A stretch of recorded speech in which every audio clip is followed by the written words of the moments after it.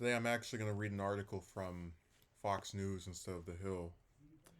Former South Carolina Governor Nikki Haley is expected to formally announce next week that she will seek the Republican nomination for president in 2024.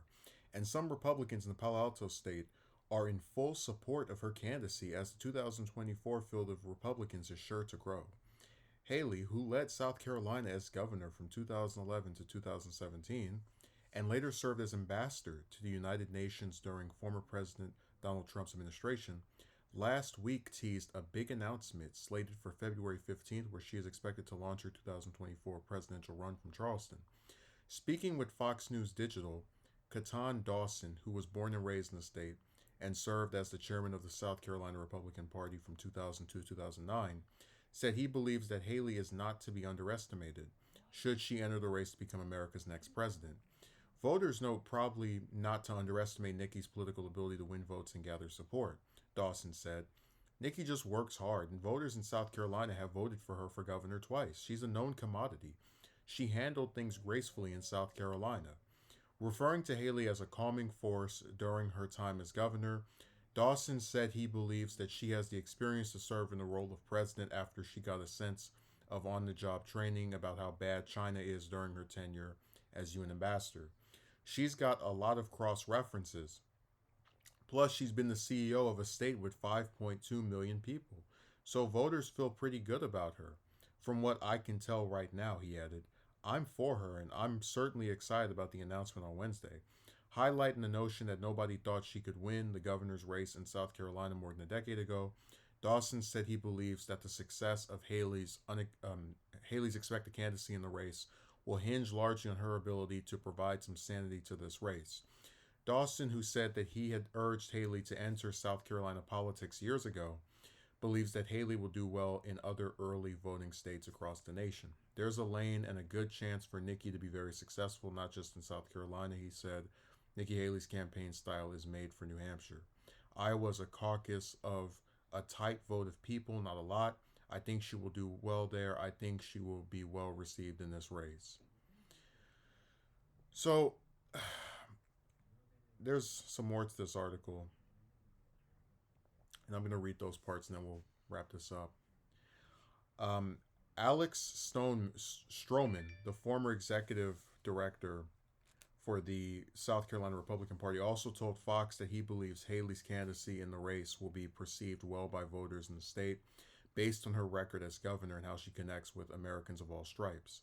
South Carolinians love Nikki Haley because of what she did for our state, he said. She turned South Carolina into an economic powerhouse, created jobs, made our government more transparent, and was a steady and compassionate leader during crises. One of Nikki Haley's greatest strengths is how she connects with everyday people from all walks of life. Stroman added, many people have underestimated her skills before, and that never turned out well for them. Haley, the daughter of immigrants from India, recently teased her expected presidential announcement in a video shared first with Fox News Digital. By the way, I saw that video. It was just, it was goofy. So, I said before during the video I did that it was about the polling and how if Haley were to enter, it's been sampled that she would take support away from DeSantis and help Trump get the nomination. That between her, DeSantis, and Trump, who are the latter two are the most likely and most preferred candidates, seemingly according to polls anyway. I said before, out of those three, I think she would have the highest chance of winning a general election. And there are several reasons for that. One of them is that ignorant voters who don't know about some of the more atrocious parts of her records will be like charmed by the idea of an identity politic candidate like herself who mentions that they're a woman over and over. A lot of the more rational, independent voters who weren't a big fan of the anti-virus stuff with DeSantis will not have that same problem with her because she was out of office when that occurred. She wasn't governor at that time or a public official, period. So I think there is a case to be made that she would be a strong, possibly winning candidate in the general election. But general election voters and Republican primary voters are not the same thing, in the same way that general election voters and Democratic primary voters are not the same thing. Um, and there's various factors that lead to them not supporting somebody. And I just don't think between DeSantis and Trump, she'll be able to convince a lot of those voters that she's the best choice. And that's not even counting the other people who make it in. Now, to address some specifics, I really wish they would be specific. I mean, where he says she just works hard and voters have voted for her for governor twice. Well, winning a state election and a presidential election are not the same thing. There's a lot more traveling, a lot more. It's much more difficult to even get your name out there when you run for president, for example, even with the use of social media, and it really shouldn't even be seen as something that shows her electability. Because I mean, if she's running against Biden, he can say, well, hell, I've been reelected senator, what, 6 times, even while I was running for vice president. So, really, any major candidate from either party except Trump can say, I've been elected this multiple times. Cruz can say, I've been elected senator twice.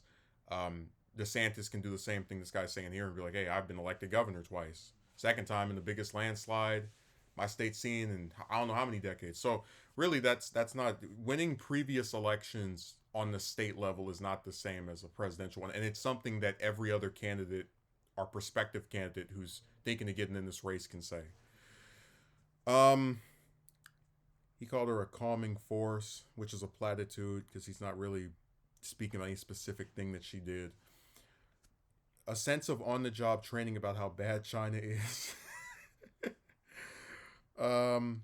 He says she's been the CEO of a state with 5.2 million people, so voters feel pretty good about her. Well, again, I know Newsom's not running, but for example, if he were running, he could say, "Hey, I was the governor of a state with 40 million people." So, again, I'm still looking for some kind of specifics that should explain to us why we're underestimating her in this primary. Now, the part where he says nobody thought she could win with the governor's race more than a decade ago. That's true because it's generally accepted that especially by like the early 2000s, Republican candidates that were minority in southern states never got elected just at all. So there were people who said, hey, she's probably not going to win a primary. Oh, well, she's definitely not going to win the governorship. That's something I can attest to. And we have articles from back then that we can still pull up and cite as fact.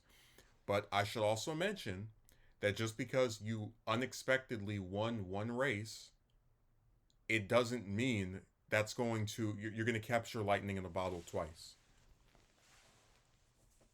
I mean, look at Trump. He won the 2016 primary after all these people were saying he's not going to do it. He's going to fizzle out. And then he loses his reelection bid. So one race can be very different from another, even if they're only separated by a couple of years. I mean, look at DeSantis, the other major contender that people are saying has a high chance of being the nominee. This is a guy who barely won the governorship the first time around again when he ran against Gillum in 2018. And when he runs the second time, does incredibly well.